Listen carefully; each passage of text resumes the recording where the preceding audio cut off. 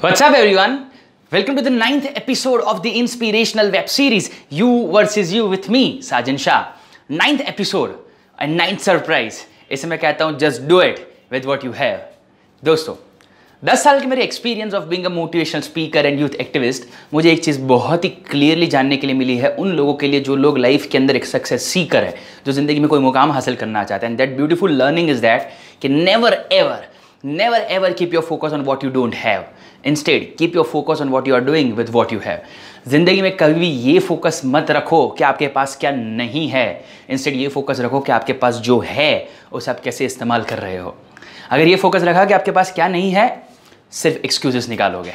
लेकिन यस, अगर ये फोकस रखा कि आपके पास जो है उसे आप कैसे इस्तेमाल कर रहे हो, 101% रूट्स निकलेगा, सॉल्यूशन निकलेगा. The best example for it is Rajinikanth. उनकी जर्नी के अंदर ऐसा कहा जाता है कि वो एक बस कंडक्टर थे.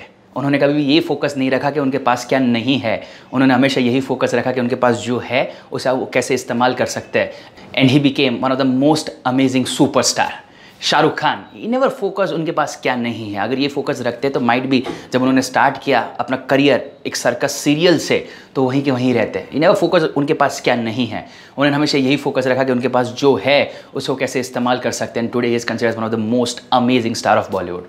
ये फोकस मत रखो कि आपके पेरेंट्स ने आपको क्या नहीं दिया है. इंस्टेड ये फोकस रखो कि उन्होंने आपको जो दिया है उसे आप कैसे इस्तेमाल कर रहे हो. अगर फोकस चेंज करोगे, डायरेक्शंस चेंज हो जाएंगे. डायरेक्शंस चेंज करोगे, एक्शन प्लान चेंज हो जाएंगे. एक्शन प्लान चेंज करोगे, ऑटोमेटिकली रिजल्ट चेंज हो जाएंगे. देखो, एक है पास्ट जो खत्म हो चुका है, दूसरा है प्रेजेंट जो हो रहा है, और तीसरा है फ्यूचर जो होने वाला है. पास्ट पर फोकस रखोगे, अफसोस होगा. फ्यूचर पर फोकस रखोगे, visualisation, might be future forecasting के अंदर अपना लाइफ खत्म कर दोगे. लेकिन प्रेजेंट पर फोकस करोगे, आज पर फोकस करोगे, जो 24 आवर्स आप लोगों को मिले उस पर फोकस करोगे, उसको बेस्ट बनाने में फोकस करोगे, तो 100% फ्यूचर ब्राइट हो जाएगा.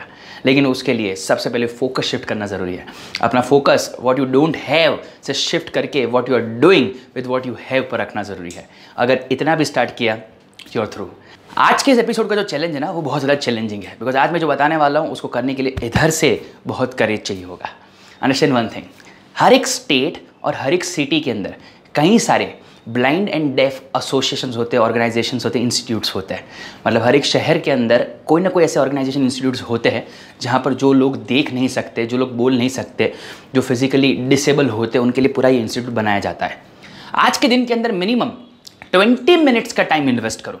20 मिनट वहाँ पर जाओ और उन लोगों के साथ बैठो, उनको देखो, उनको ऑब्जर्व करो, उनके साथ बात करो, उनको पूछो जो पूछना है. और ये 20 मिनट इन्वेस्ट करने के बाद आपने आपको सिर्फ एक ही सवाल पूछो कि अगर ये लोग ज़िंदगी के ऐसे मोड़ के अंदर भी अगर खुश रह सकते हैं, ज़िंदगी जीने की उम्मीद रख सकते हैं और अपने चेहरे पर स्माइल रख सकते हैं, अपने आप से सिर्फ एक ही चीज़ पूछो, हमारे पास बहुत कुछ है, तो क्या हम खुश नहीं रह सकते? जो आंसर आएगा वो आंसर आपको बहुत कुछ सिखा देगा. ये रियलाइजेशन होना बहुत ज़्यादा ज़रूरी है. बिकॉज हमें तो हमारी जितनी भी सेंसेस है वो भी परफेक्ट काम करती हुई मिली है. तो एक एवरेज लाइफ चूज़ करना, दैट्स नॉट योर ऑप्शन. हम आए हैं तो आज अभी इधर से इसी वक्त से डिसाइड करने के लिए आए हैं कि आज के बाद एक ऐसी ज़िंदगी जिएंगे जो हज़ारों लोगों के लिए इंस्पिरेशन बने. और वो हो सकता है, बस फोकस शिफ्ट करने की ज़रूरत है. और ये 20 मिनट अपने मोबाइल फ़ोन को यूज़ मत करना. ये मत सोचना कि 20 मिनट के बाद आपको कहाँ पर जाना है. 20 मिनट कंप्लीट डिवोशन उन लोगों को दे देना. एंड ट्रस्ट मी, एक नई उम्मीद, एक नया होप आपको आपकी लाइफ के लिए मिल जाएगा. चेरिल नोडायक हमेशा से एक चीज़ कहते थे, sometimes change isn't starting over, it is just continuing on into a new chapter. अगर इतना भी समझ लिया, you are through with everything. आज के इस एपिसोड का now comes one of the most amazing part, real life example जिसकी आप वेट कर रहे थे. आज मैं जिस इंसान के बारे में बात करने वाला हूँ वो इंसान बहुत अमेजिंग है. वो मेरी लाइफ के लिए एक रियल लाइफ एग्जाम्पल है. और आज वही एग्जाम्पल मैं आपके साथ शेयर करने वाला हूँ. मैं जिस इंसान के बारे में बात करने वाला हूँ उस इंसान का नाम है Stephen Hawkings, world's one of the most famous scientist. Stephen Hawkings जब यंग थे तो उनको स्कूल जाना थोड़ा कम पसंद था. वो बहुत ज़्यादा बोर हो जाते थे जस्ट बिकॉज स्कूल का जो कन्वेंशनल तरीका था पढ़ाने का उनको पसंद नहीं आता था. सिर्फ 16 साल की उम्र में वो अपने मैथमेटिक्स टीचर की मदद से एक टेलीफोन और एक वॉच को यूज़ करके एक पूरा कंप्यूटर डिज़ाइन कर दिए थे. ऑक्सफोर्ड यूनिवर्सिटी के अंदर एडमिशन लिया, पढ़ाई करना स्टार्ट किया, और ऑक्सफोर्ड यूनिवर्सिटी के अंदर जब फाइनल ईयर के अंदर उनके टीचर्स जब उनका इंटरव्यू ले रहे थे ना, तो उनके टीचर्स को भी एक मोमेंट पर ऐसा लगा था कि ये हमसे भी ज़्यादा जीनियस है। Guess for a moment, Oxford University और उनके प्रोफेसर्स जब इनके इंटरव्यू ले रहे थे, वो खुद ऐसा मानते थे कि ये हमसे भी जीनियस है। अनफॉर्चुनेटली 21 साल की एज में उनको एक डिजीज़ डिटेक्ट हुआ, मोटर न्यूरॉन डिजीज़। जिस डिजीज़ के तहत डॉक्टर ने से कह दिया कि स्टीफन मैक्सिमम टू मैक्सिमम 2 से 3 साल जी सकते हैं। एंड टर्न बाय टर्न उनके बॉडी के जितने भी पार्ट्स थे वो बंद होना स्टार्ट हो गए। पैर बंद हो गए, हाथ बंद हो गया, वॉइस तक बंद हो गया। इनिशियल बेसिस पर सिर्फ आईब्रोज और कुछ फेस के मसल्स काम करते थे, लेकिन कुछ सालों के बाद वो भी बंद होना स्टार्ट हो गया। लेकिन वो लड़ते रहे अपने पैशन के लिए, दुनिया को कुछ देने के पर्पस के लिए, हार नहीं मानी। जब वो 75 के हुए तब सिर्फ उनका चिक मसल चल रहा था, और वो भी राइट साइड का चिक मसल। लेकिन अंदर से एक फील था, एक डिवोशन था कि लोगों को कुछ देना है, और ज़्यादा मेहनत करनी है, और ज़्यादा दुनिया को देना है। तो वो क्या करते थे कि उनके चिक के एग्जैक्ट सामने एक इंफ्रारेड सेंसर लगा के रखते थे, जो सेंसर उनके वो जो चिक मसल जो चल रहा है ना उससे अटैच होता था। और एग्जैक्टली उसके सामने एक कंप्यूटर स्क्रीन होता था जहाँ पर ABCD से लेके Z तक सारे के सारे अल्फ़ाबेट्स लिखे हुए होते थे, और उसके ऊपर एक सेंसर है जो कंटिन्यूसली एक लेटर से दूसरे लेटर, दूसरे लेटर से तीसरे लेटर पर मूव ऑन होता रहता था।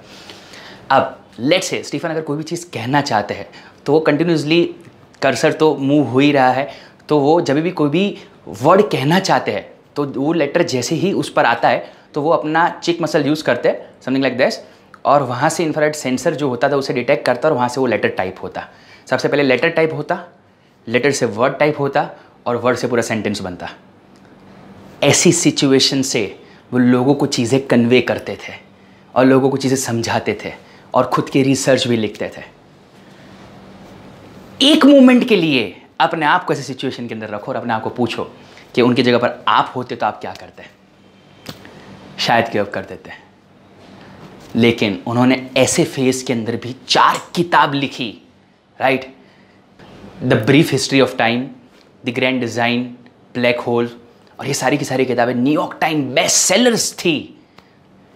स्टीफन हॉकिंस हम सभी लोगों के लिए एक रियल टाइम इंस्पिरेशन थे, और उन्होंने पूरी दुनिया को दिखाया if you have willing heart anything is possible.